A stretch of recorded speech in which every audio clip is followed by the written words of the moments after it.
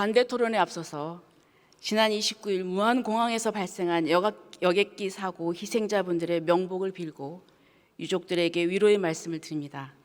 저도 어제 현장을 다녀왔습니다만 국회에서 사고를 수습하고 대책 마련을 위해서 최선을 다하겠다는 말씀드립니다.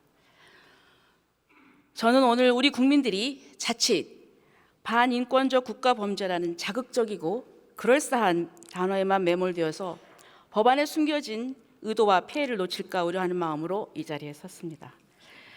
사법체계 파괴와 공무원 인권 탄압으로 귀결되는 반인권적 국가범죄의 시효 등에 관한 특례법안의 부당성에 대해서 말씀드리겠습니다. 첫째, 본 법안은 심각한 절차적 문제가 있습니다. 이 법안은 제정법임에도 불구하고 국회법에서 거치도록 정한 공청회, 청문회를 거치지 않았습니다.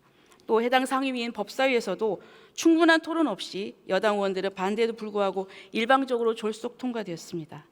둘째, 본 법안은 내용적으로도 심각한 문제가 있습니다.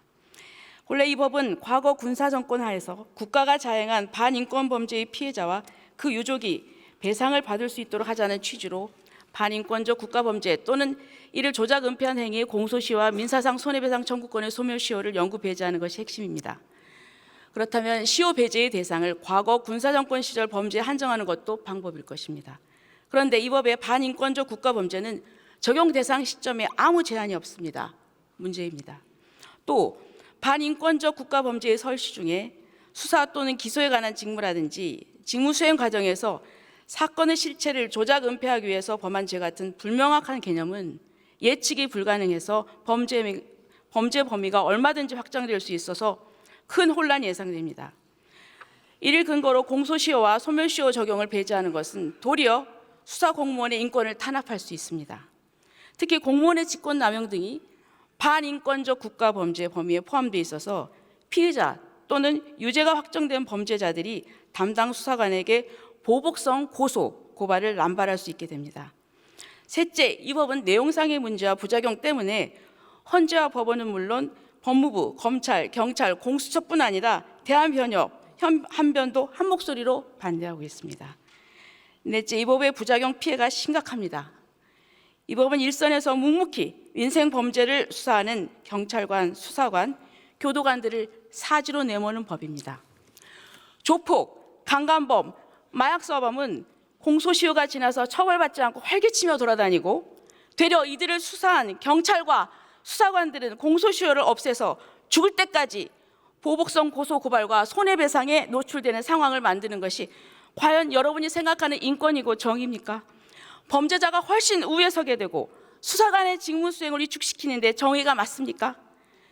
위헌적인 이 법안이 통과될 경우 민생 수사를 담당하는 16만 명의 현장 경찰, 검찰, 공수처, 특별사법경찰관은 물론 그들의 60만 가족들까지 평생 억울한 고소 고발과 민사소송에 휘말리게 됩니다.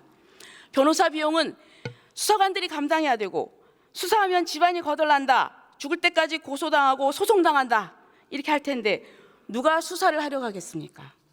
서로 수사를 하더라도 소극적 면피성 수사로 이어져서 국가의 범죄 대응 역량이 약화되고 범죄로부터 사회를 보호하지 못해서 그 피해는 결국 국민에게 돌아갈 것입니다.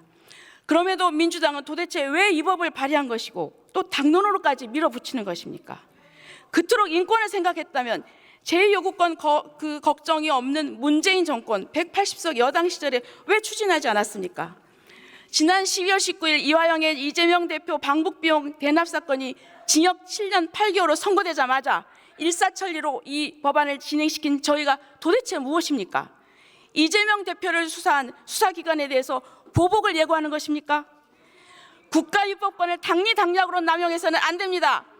이 법은 나치 독일법을 비판한 철학자 라드부르가 지적하는 법률적 불법입니다. 악법입니다. 의원님 여러분, 이 법의 수혜자는 오직 범죄자입니다. 꼭 표결로 반대해 주십시오.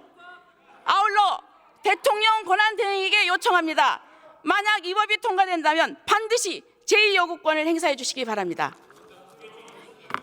경청해 주셔서 감사합니다. 이상입니다.